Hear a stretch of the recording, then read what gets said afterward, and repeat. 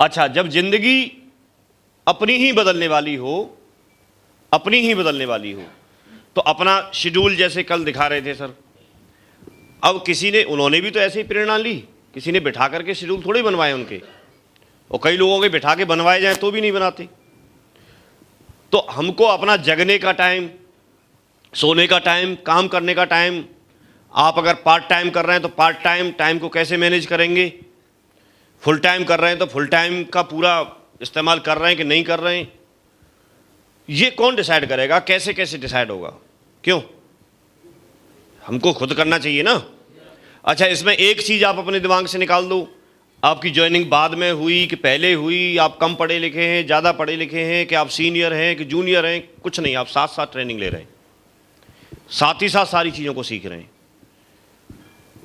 और हर व्यक्ति को अपने हिसाब से शेड्यूल बनाना चाहिए। कई बार लोग बोलेंगे साहब हमारे पास बड़ी टीम नहीं है, तो जो टीम है उसके साथ बनाओ, प्लान फॉलोअप करने का शेड्यूल बनाओ। भाई एक व्यक्ति के पास बड़ी टीम है तो वो ग्रुप मीटिंग करने का शेड्यूल बना सकता है, क्लोजिंग करने का शेड्यूल बना सकता है, को ट्रेनिंग करने का बना सकता है, फॉलोअप पे जाने का बना सकता है। लेकिन आपके पास अगर छोटी टीम है, आपकी 10 की टीम है, 20 की टीम है, 50 की टीम है, तो उसमें से 2, 4, 6 लोग काम करने वाले हैं, तो उनके साथ आप plan follow up, plan follow up, plan follow up, FIM, plan follow up, FIM, कभी किसी के साथ, कभी किसी के साथ, फिर किसी सीनियर को बुला करके उनकी group meeting, tools promotion, ticket promotion, ये सारी चीज़ों के बना सकते हैं, नहीं बना सकते? रोजाना बनाना चाहिए, नहीं बनाना चाहिए? अब अगर आप कैलकुलेशन करेंगे तो कैलकुलेशन बड़ी ज़बरदस्त रहती है। एक व्यक्ति अगर सुबह 5 बजे जगता है और एक व्यक्ति 8 बजे जगता है, 3 घंटे की वजह से कितना अंतर आ सकता है, आप सोच के देखो। कैलकुलेशन करेंगे तो कई साल का अंतर आ जाएगा। और जो व्यक्ति सो रहा है उसका जीवन तो ऐसे ही जा रहा है ना। तो जीवन जीने के लिए कि सिर्फ सो के बिताने के लिए? ये जो जीवन हमको मिला है, इस दुनिया में हम लोग आए हैं, तो ये क्या है? मुझे तो ऐसे लगता है कि सिर्फ ऐसे किसी को भेज देते ना, कोई काम, एक ये काम करके आ जाना। ऐसे ब्रह्मा जी ने हमको भेज दिया है कि ये आपका रोल है, ये आपका रोल है, ये करके आ जाओ।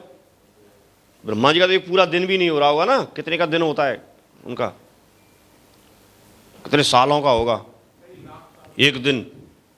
एक दिन ब्रह्मा जी का दिन निकालेंगे, गूगल करेंगे तो आ जाएगा निकल के। हालांकि वो भी किसी इंसान ने लिख के डाला होगा उस पर, दिमाग तो दिमाग है ना। तो अगर हम उस तरह से मैनेज कर लें और सही तरीके से, देखिए यहां पर क्या है ना, हम बहुत सारी परीक्षाएं देते हैं और यहां तो आप ऐसे समझ लो पेपर आउट जैसा है, आउट है ना पेपर, और उसी की तैयारी करनी है सिर्फ। भाई जैसे आप बाहर निकले तो क्वेश्चन क्या क्या आएंगे, आप एक बार बोलना है। एक बार जैसे आप प्लान दिखाने या फॉलोअप करने के लिए गए तो व्यक्ति क्या पूछेगा?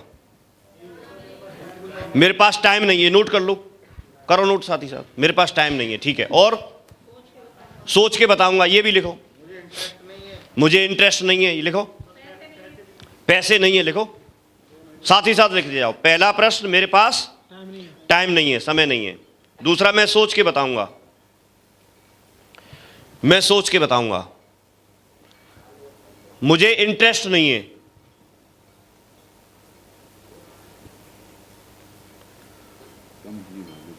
मेरे पास पैसे नहीं है।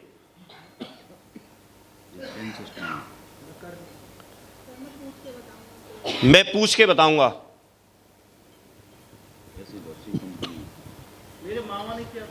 मेरे मामा ने किया था। फिर मामा ने किया था, फिर आगे दो नहीं बनेंगे। दो नहीं बने तो प्रोडक्ट महंगे हैं, पेट्रोल भी महंगी है। अच्छा है तो सब क्यों नहीं करते? मुझे भरोसा नहीं है जी। पहले तुम कर लो फिर मैं कर लूंगा। ऐसी कंपनियां आती हैं और चली जाती हैं। सफलता की क्या गारंटी है? सफलता की क्या गारंटी है?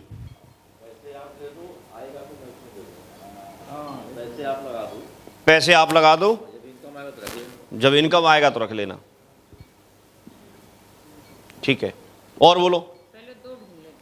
पहले दो ढूंढ लेते हैं। हमने पहले भी किया था, करके छोड़ दिया। मैंने तो करके छोड़ दिया। लिखो। मुझे ऐसे काम पर भरोसा नहीं है। वो बता दिया उन्होंने। और बताओ जी। बड़ी प्रोफाइल का काम नहीं है, मेरे लेवल का काम नहीं है, ठीक है। चेन सिस्टम है। और बताओ, और कोई सवाल किसी का? टोपी पहनाने का काम है।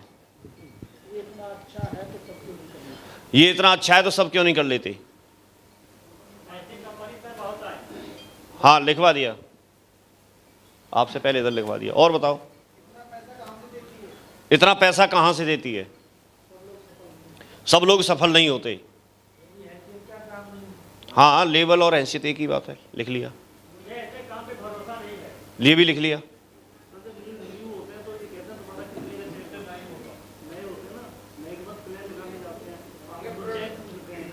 प्रोडक्ट महंगे, ये भी लिख लिया। आपका कितने का चेक बना, आपने कितना कमा लिया, ठीक है। और लिखो, मैं पहले से नौकरी कर रहा हूं तो मुझे क्या जरूरत है? आपको कितने दिन हुए? और बताओ। हालांकि ये कोई क्वेश्चन नहीं है इसका तो। कंपनी का टर्नओवर क्या है? अब रिपीट होंगे ये क्वेश्चन, और कुछ नहीं है। अब वो हो गई, कहां से देती है, क्यों देती है, वो सब आगे। हाँ, तो अब मैं आपसे ये पूछ रहा हूं कि इन सवालों को जो नोट किए करनी पड़ती है, कितना उनके आंसर ढूंढने पड़ते हैं, क्या उनसे मुश्किल है ये 10-15 सवाल? अगर हम इसको सीरियसली ले लें, थोड़ी देर के लिए आप सोचो, अगर हम इसको सीरियसली ले लें और एक डायरी पेन उठा लें और अगर इनके आंसर लिखना शुरू करें, इन सवालों के आंसर लिखना शुरू करें और उनको हम तैयार करना शुरू करें, क्या लगता है आपको कितना टाइम लग जाएगा?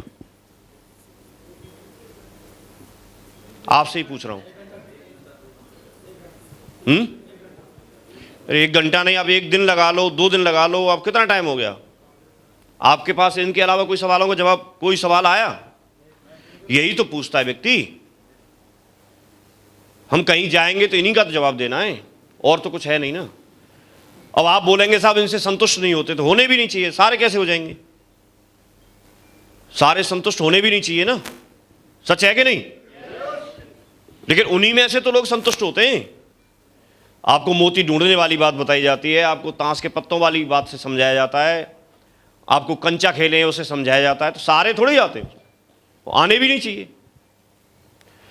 लेकिन जो भी आते हैं उन्हीं में से तो आते हैं।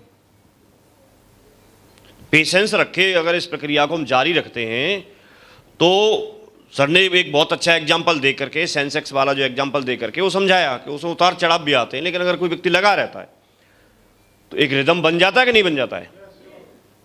काम हो जाता है कि नहीं हो जाता है? पतझड़ भी आता है तो बसंत बहार भी तो आती है, दोबारा पत्ती भी तो आती है। तो कोई बहुत बड़ा काम नहीं है, लोग ही हमको सिखा देते हैं। सिर्फ हमें यह देखना है कि सामने वाला जो व्यक्ति है वो किस तरह से हमसे जवाब चाह रहा है। अगर उसको ठीक से हमने जवाब दे दिया तो वो हमारे साथ हो जाता है।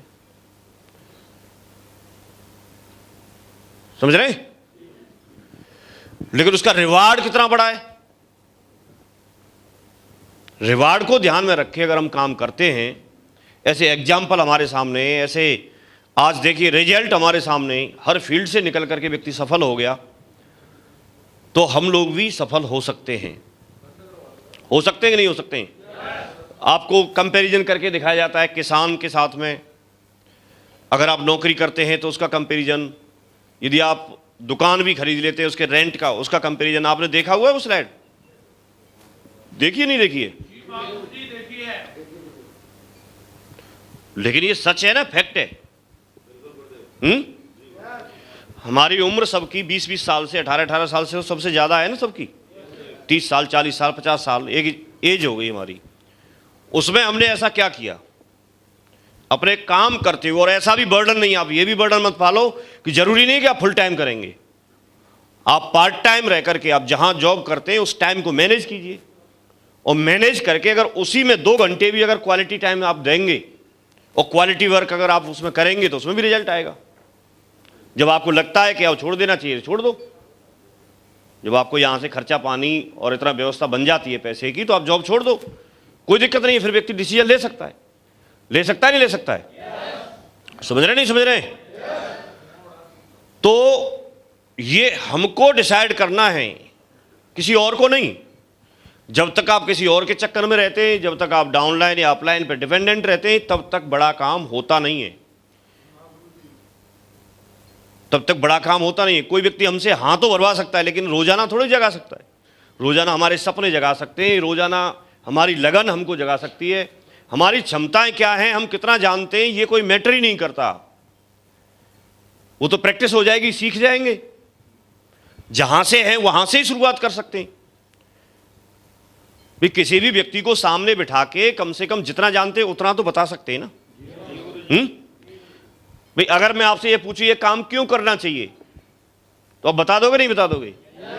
अभी तुरंत बता दोगे सारी चीजें।